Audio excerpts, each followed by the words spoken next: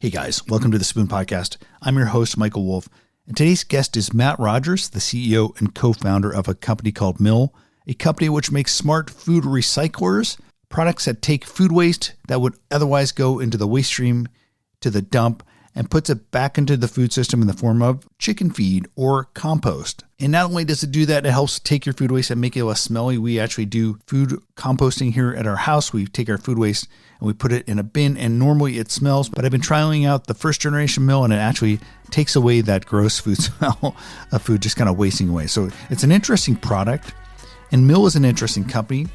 And I was really fascinated when they launched last year because there hasn't really been any startups in this space addressing consumer food waste. And it came from a couple executives that helped start one of the seminal smart home companies in Nest. So they had the pedigree. And so that's why I was really excited to have Matt on the podcast. And we talk about the journey to make Mill, why he decided to get in food waste management and reduction for the consumer home. And we talk about where he sees this category going, what other products Mill may ultimately bring to market. So it was an interesting conversation. If you're interested in hearing more about this product and hearing from a Mill executive, you'll want to come to the Smart Kitchen Summit in June 4th and 5th. We will be having Harry Tannenbaum, one of the co-founders of Mill, talking about the Mill journey. Just go to smartkitchensummit.com. Use the discount code podcast to get your tickets. We hope to see you there. All right, that's it for now. Let's get to my conversation with Matt.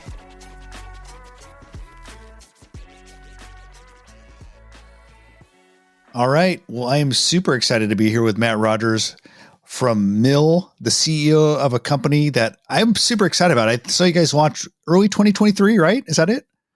Correct. Yeah, we launched January 2023, started shipping our first product in April 2023. So not even a year. You're moving at light speed. You announced your second generation product, and we're going to get into all that. We're going to dive deep into the Mill story and what you're doing, the lessons you've learned. But I always like to go back and kind of take people on a trip through time to learn a bit about your background, Matt. What's really fascinating to me is like you've been in this consumer technology space, the smart home space, for going on, I think, a decade and a half. A lot of old Nest guys, and I'm spoiling the story, but you're a Nest guy. You came from Apple, right? You and Tony decided at some point, hey, let's do this smart home thing and create a thermostat. I started my career at Apple, working on the iPod and the iPhone. Oh man, this is a long time ago. 2009. My friend Tony Fidel and I started talking about, like, can we apply Apple, iPod, iPhone centric technology and design to the home. And, we kicked off with the thermostat that everyone knows and loves today, and went on to build, like a dozen plus products in the home. Yeah. I think you had like cameras, you had a fire. I think you had a fire smoke alarm. Yeah. The smoke alarm actually is the highest rated, I think still is the highest rated Nest product. It's funny story. We shipped that in 2015, and it's still a great selling high rated product. Well, listen, if you came out of the gate with that and said, hey, we're going to create a new fire or smoke alarm that will not go off at 2 a.m. when your batteries expire, I would have bought it immediately. That would have been the only sale I needed. So that's actually how we started the program. And it turns out it's like a technology issue because when it gets cold, the energy in the batteries sag. So it literally is designed to go off in the middle of the night. Oh, really? I had no idea. You solved an age-old issue for probably me and a lot of people. Thank you for that. Yeah. That's amazing. So, that was a seminal smart home company, right? I think you guys came out, everyone started talking about it. TechCrunch. I was at GigHome at the time. Everyone started talking about smart home. You launched, I think, 2011, and 2 years later, you're acquired by Google, which I think was another big bang event in the smart home. Yeah. I mean, looking back at it, I don't think we realized how many products would exist in this category. We joined Google in 2013 and then went on to acquire Dropcam and build the Nest Cam line of products. It was quite the ride. It's good to see what they're doing with it today. Energy services and more partnerships with utility companies. And it's good to see it keep going. Yeah. I mean, I haven't always been a fan of Google's acquisition management, but I think they did a pretty good job with Nest. So Yeah, acquisitions are hard. Acquisitions are hard, but like for me, I keep on getting my Nest Energy reports, like I'm sure yeah, a lot of you do, and like it's good to see like 130 billion kilowatt hours of energy saved. It's like that's yeah, cool. Like yeah, lasting impact. yeah. And I'm just a talking head who doesn't have to actually manage acquisition, so it's easy for me to like kind of sit here in the armchair and quarterback. Look, it's So hard. Like like merging cultures together, different yeah, points of view, and like all this stuff takes time. Like maybe YouTube might have been the most successful acquisition Google's ever done, or it's changed the company forever. Google has made some really big acquisitions, but at some point, you had a good run there, and you started to think you did a few other things, but at some point, you started to think about sustainability and food waste management, right? And so, talk about the origin story of where the idea behind Mill came from. Yeah. So after I left Google, shifted my focus 100% towards climate, with a philanthropic hat on, with an investment hat on, with a political hat on, just like what are the things we need to do on the climate front? And look, the more I learned about the climate fight, the more I realized that food waste was one of the top issues that we were frankly not doing enough about, and feels like the easiest thing for us to solve. Like there are some really hard problems in the climate space, like very, very deep challenges from like a moonshot technology like nuclear fusion towards like food waste is actually pretty easy. It's a behavior issue. Like in their kitchen, can you put food not in the trash? Can you send it on a different Yeah. And Yeah. we're like, oh, like behavior change. Like that's what we do. Like we could start a company that solves this. Yes, I will. We will argue, or we get into this later. But behavior change in the kitchen is so much different than behavior change elsewhere. But interesting that you went down the home path, where I would argue there's been very little innovation, because you could have taken, I think, an easier path that said, hey, we're going to create SaaS software for grocery store food inventory management or warehouse or at the farm. Admittedly more boring. I think I know why you did it, because the consumer space is so much more fun. But you chose, I think, a harder path going consumer when you're looking at food waste. Is very intentional. Like as an entrepreneur, right? When I think about like entrepreneur company fit as like kind of like a vibe, like do we have the skills to solve this problem? In this case, like we actually kind of uniquely have the skills to solve this problem. And then like, is it a big enough problem? Is it like a meaningful, impactful problem? And food waste is like 10% of global emissions. We throw out a third of the food we grow. So like, yeah, like big problem. And then 3 is like, is there a business here? And again, other things I didn't know. Waste management is like $1 trillion industry globally. It's like $200 billion a year spent managing waste in the US. That's like mind-blowing business. And it's a waste. Like food is a resource. Like we should recycle it. So yeah, like made sense to jump in. And like thinking about the Nest journey, I think what made Nest successful is we built a beautiful product that was easy to use, that people loved, that was just good for you at home. And no one's done that in the waste space. So like, can we apply? Yeah. It's like similar to how Tony and I started Nest. When Harry and I started Mill, like, can we do the same thing? Like, can we make a beautiful product that's easy to use, that is odorless, that is just a better experience? And save the climate benefits. Like that's not the reason why to do this. Like it's a reason to feel good about it, but like just do it because it's good for you. Yeah. I would argue that they were both at the start, just if you put them on an option of choices for people to look at of sexiness, energy management, people might shrug their shoulders. Oh, that's not that sexy, until you start talking about the financial benefits. I think food waste management is even a tougher sell, because I think consumers, like, if you ask them, yeah, I don't want to waste food, but getting them to kind of think about it and invest it in and think about it and say, hey, I need to reduce my carbon footprint. Really hard to convince a lot of people to kind of think about it beyond just like a little bit. 100%. And like, this was like we launched the company about a year ago. And one of the key learnings of the last year is people love Mill. They love the product. They love the service. And the reason why they engage is because it's good for them and good for their kitchen. It saves them time. It's an odorless experience. They don't take out the trash as frequently anymore. They're saving money on bags and on their trash bill. But like the reason why you stay the reason why you tell your friends about it is because you're doing the right thing. That feels good. Yeah, I've tried out the first generation. I really like it for the reasons you just said. It's like odor reduction is great. Before I had just had one of those bins that just smells, the food's kind of rising up. The fact that you guys grind it down into the grounds but keep, interestingly, I think the nutritional components, which you put back into the food value chain with your chicken chicken feed thing, which I think we can describe really quickly for people who don't know. The idea is you take the grounds from the mill, and you guys have a service. You can actually send it back, and you'll turn it into chicken feed. Yeah. So actually, and since we've launched, we've expanded our offerings too. So we have a pathway for anyone in the country who doesn't have access to food waste collection to get the stuff back to us so we can send it back to farms. And one of our first pathways is to chicken feed.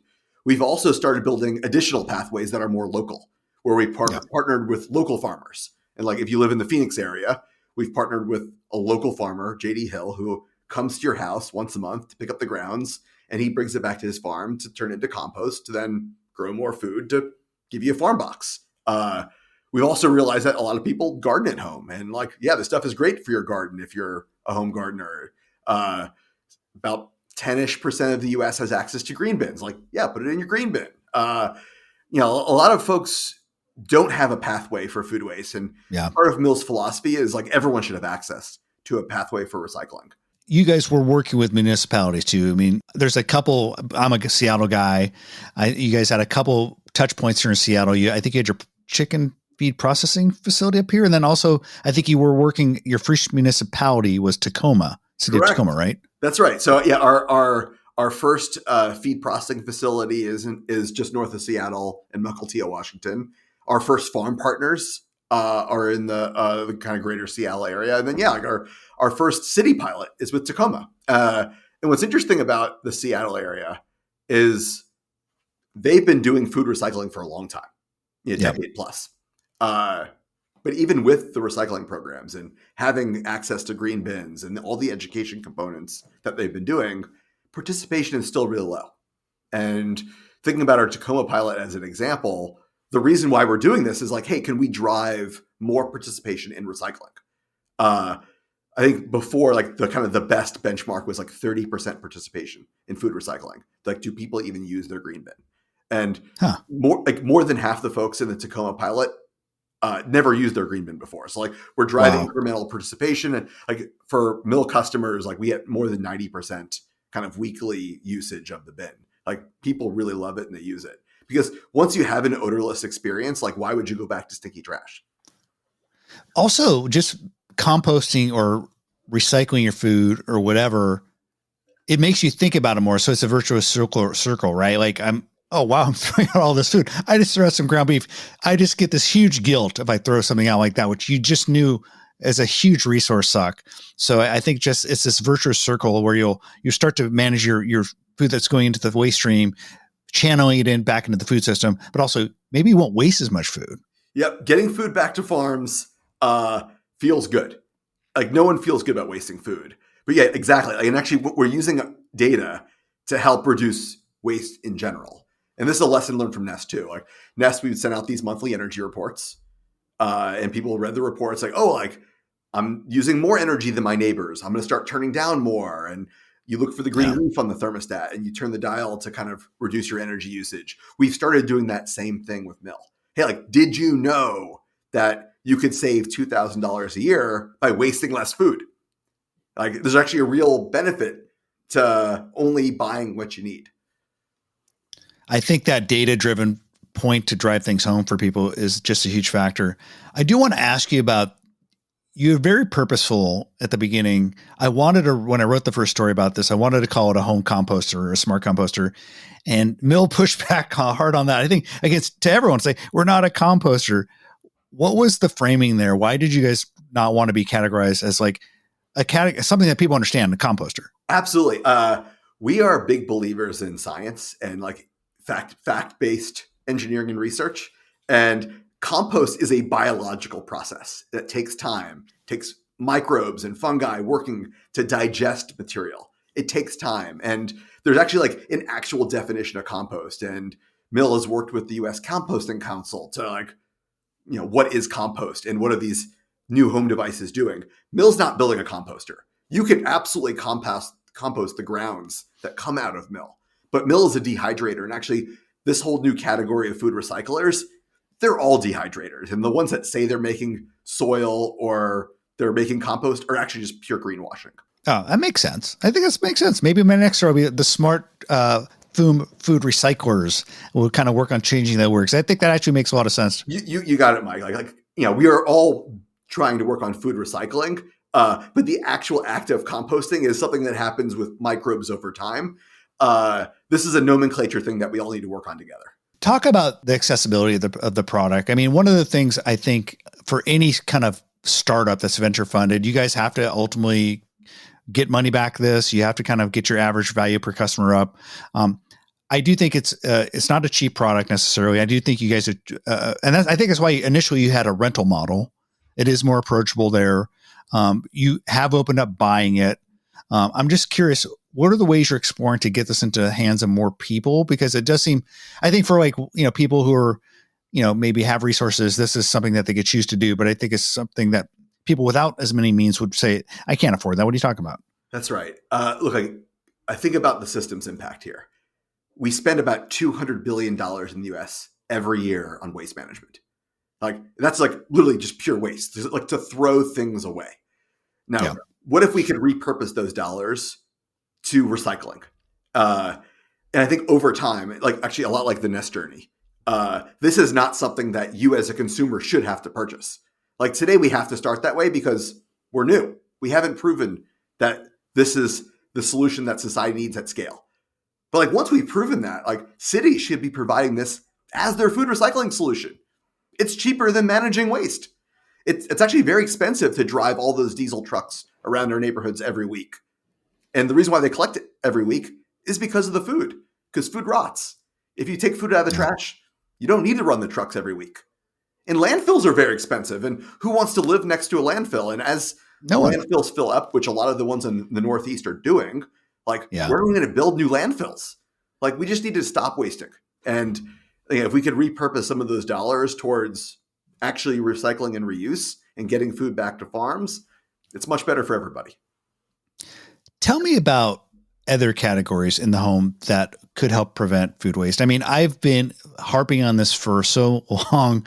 I've talked to Refed. I work a lot with Refed, going out to their conference in June.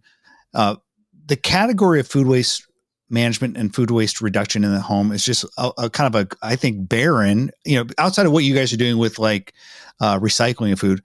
Why hasn't anyone reinvented Tupperware or food containers? Why haven't we come up with a better solution for the refrigerator? I know Amazon has a patent out there. They actually have a smart gas sensor, kind of an electronic nose in a refrigerator. I think I uncovered that patent, but why are you guys looking at these other categories? Why haven't we seen more innovation here? We are definitely looking at this. And again, thinking about solving this problem holistically, we will move up and down the chain to look at food waste throughout.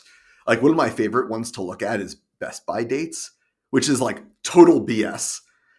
People think, the Best By date is when the food goes bad. No, that's actually not what that date means at all. That's when the freshness is peak and it's a fairly conservative date usually.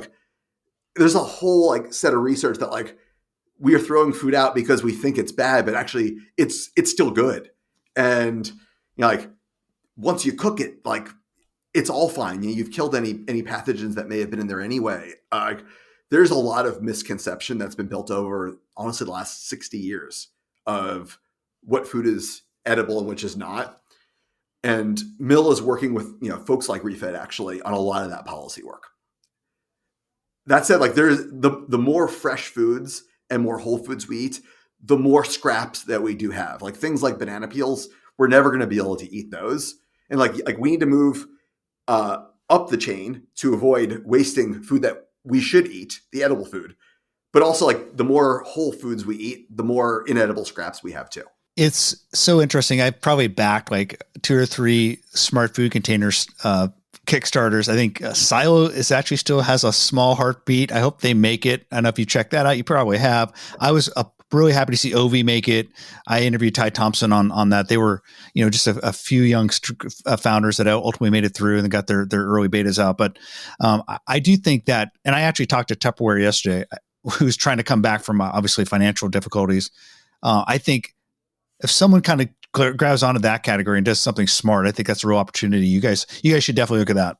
I totally agree with you. Like, wouldn't it be cool if you knew if the food was still good? Like, if the Tupperware would tell you that, like, hey, like, no, this is still great. Like, this is all fresh food to eat. And frankly, like, with vacuum sealing, there's a lot of technology out there that we could use to extend shelf life. And there's the stuff up the chain too, like companies like Appeal that are doing coatings on fruits and vegetables to have them last longer on the shelf. I also wanted to ask you about your second generation product. I think you announced about a couple weeks ago, like about a year after you launched your first one. So that was a pretty quick turnaround. What were some of the lessons learned, and what went into creating the next generation? Yes. So, we launched our first product last April, and part of being a product designer myself, like, you got to listen to customer feedback. It's actually one of the most important things you could do. And as we were getting out in the world, one of the things that we were hearing is it was not always done by breakfast. Like, if you had a big set of things go in at dinner time, or you had a big barbecue on July 4th, like, it was still running that next morning. So, like, speed was one of the things that we heard. So we wanted to make it faster. The others, we heard from people like, hey, like, is this thing using a lot of energy? So we put a lot of extra time in to make sure we were working on energy efficiency so that we didn't waste energy to save food waste.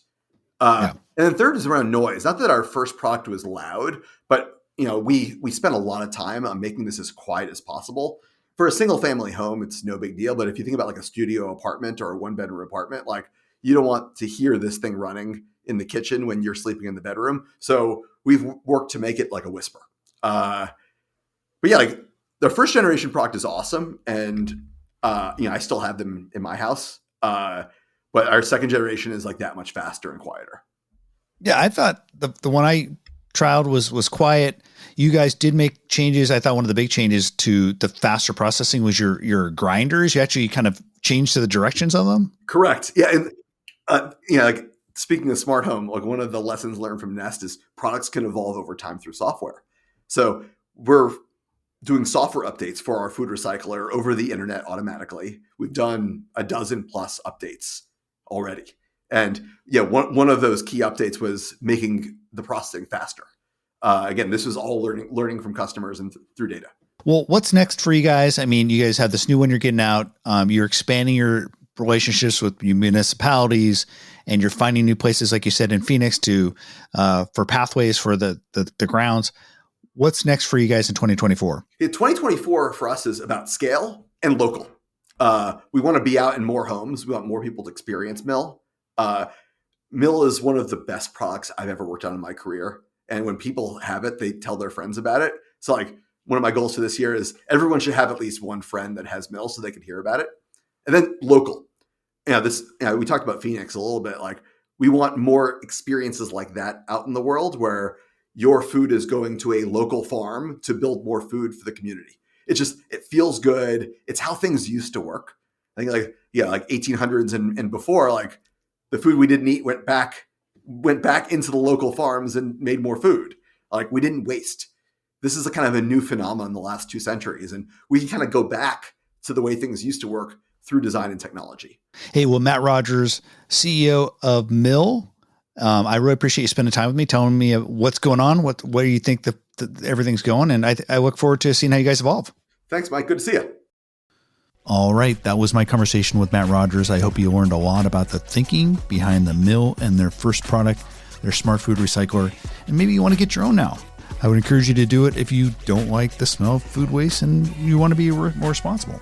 And like I said, if you want to hear more about the Mill story, you're going to want to be at the Smart Kitchen Summit, June 4th to 5th, just a couple of months from now. Use the discount code podcast to get 15% off tickets. We hope to see you there. All right, folks, that's it for now. We'll talk to you soon.